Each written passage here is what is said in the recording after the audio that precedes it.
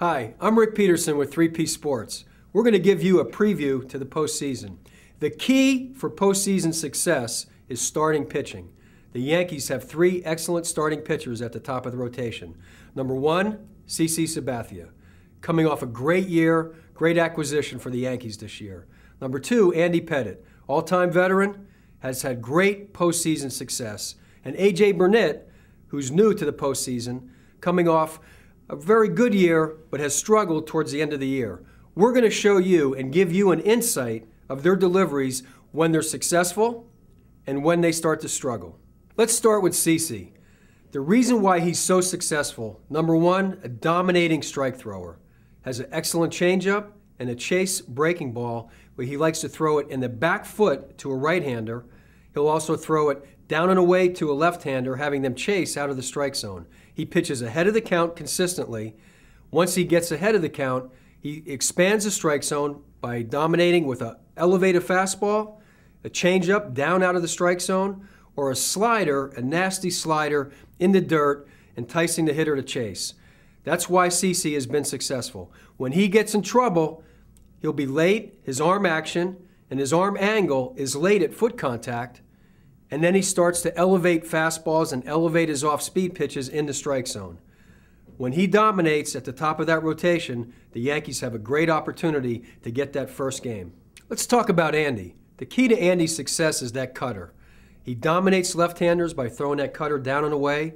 He likes to back-foot it to a righty, and he also will like to elevate it on a righty's hands. When Andy is successful, once again, pitches ahead of the count, gets that chase slider out of the strike zone, throw it down and away to a lefty, chasing it out of the strike zone, and he'll back foot it to that righty, and they swing over it. Andy is a postseason warrior. The Yankees can always count on him in the postseason. He's had a great second half, holds runners on, outstanding, definitely shuts down the running game. A great opportunity for the Yankees to capture another win with Andy Pettitte. Now, let me tell you about A.J. A.J. will consistently struggle to throw strikes. That is his real dilemma.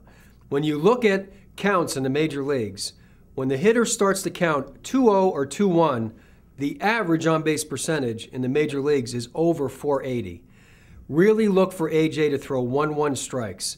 If he falls behind that count 2-1, that's a long, rough day for A.J. He's had a rough second half.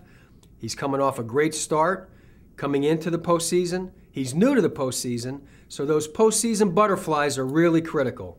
And one key that they always talk about in the postseason, it's good to have butterflies, but they got to fly in formation.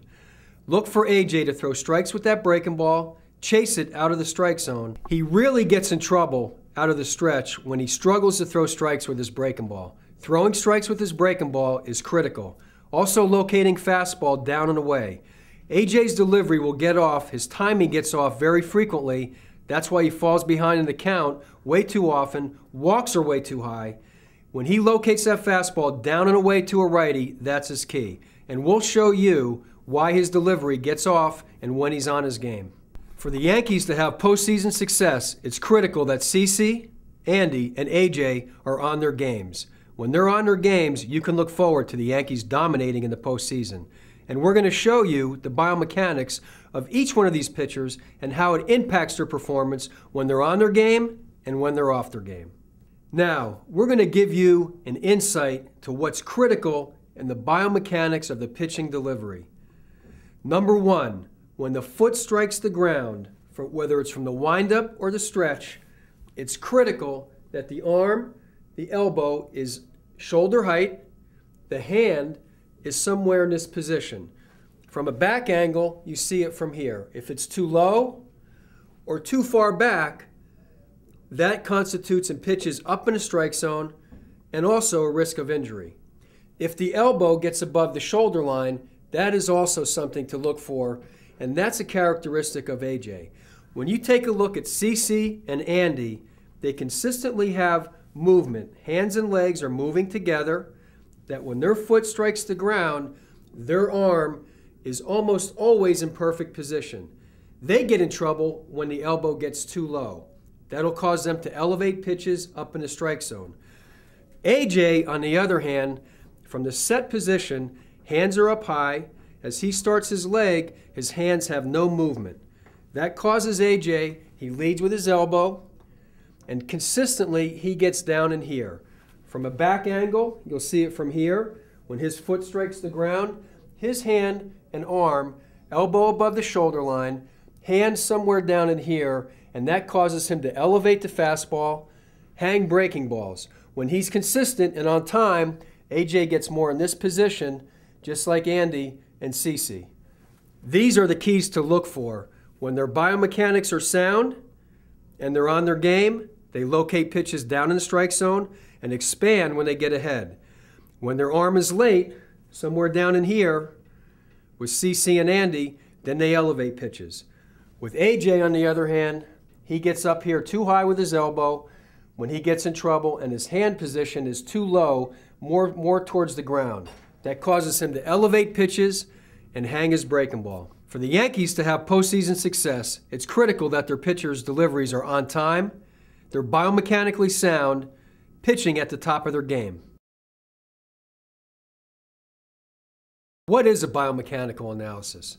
A biomechanical analysis gets 14 measurements of your pitching delivery.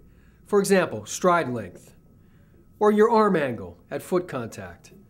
It's critical that all these measurements are in the normative ranges for you, number one, to maximize your performance, and number two, to reduce that risk of injury.